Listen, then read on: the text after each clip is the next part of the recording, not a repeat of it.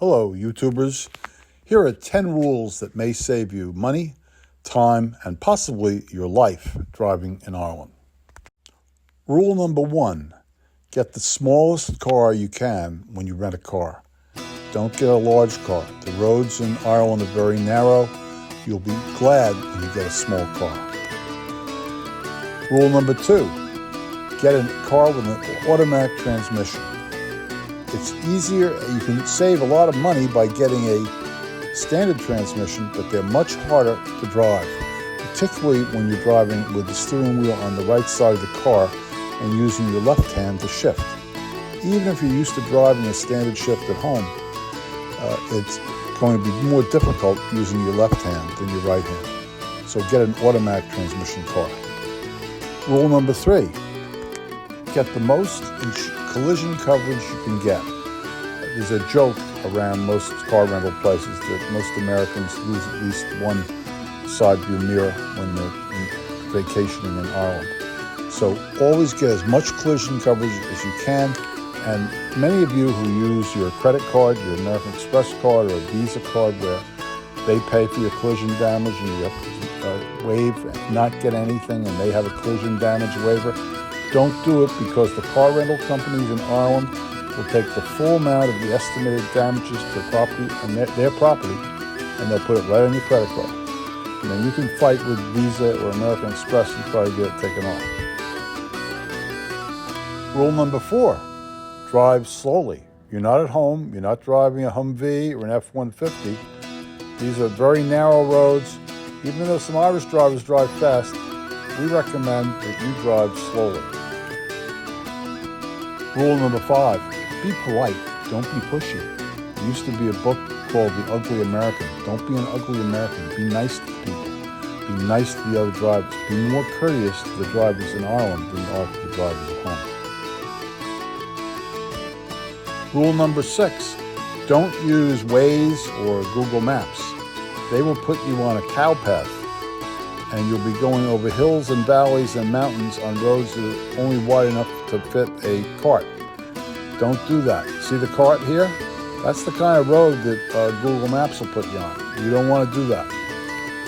So get a Collins Atlas, Collins Irish Atlas.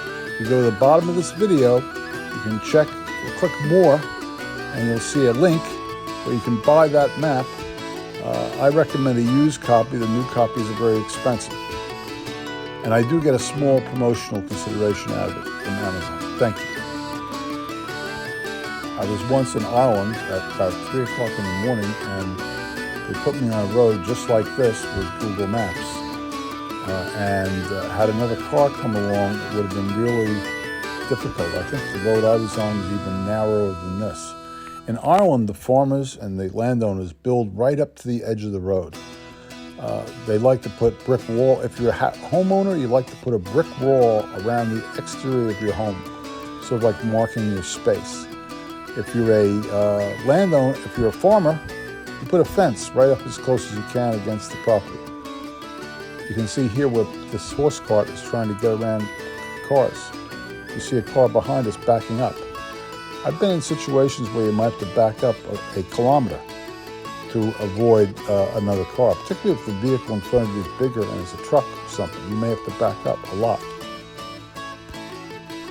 Rule number 7 is anticipate when you have to pull off the road and keep looking for places where you can pull off.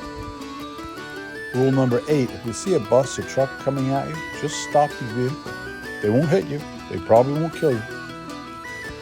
Rule number 9, if you're driving on the beautiful Ring of Kerry, which I wholeheartedly recommend, or the Dingle Peninsula, Slade Drive, go counterclockwise around the mountain, because then you'll be closest to the mountain, not closest to the edge.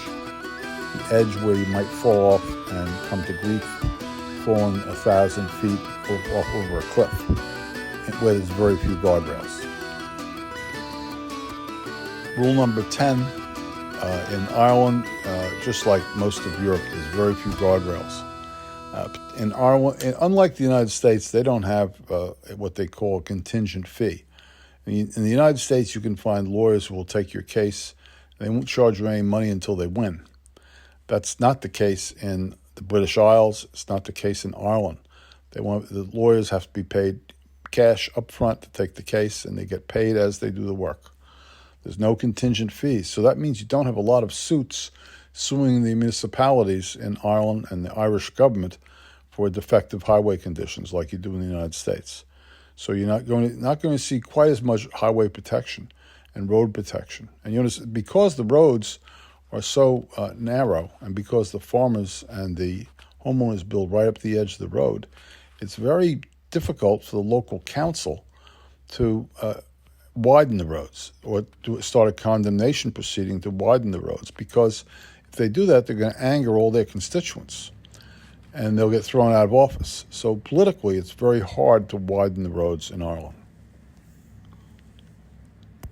If you follow these simple 10 rules, you should have no problems whatsoever in Ireland, and you'll probably have no accidents in Ireland either, which is even more important. And the odds are you're not going to fall 1,000 feet off a cliff.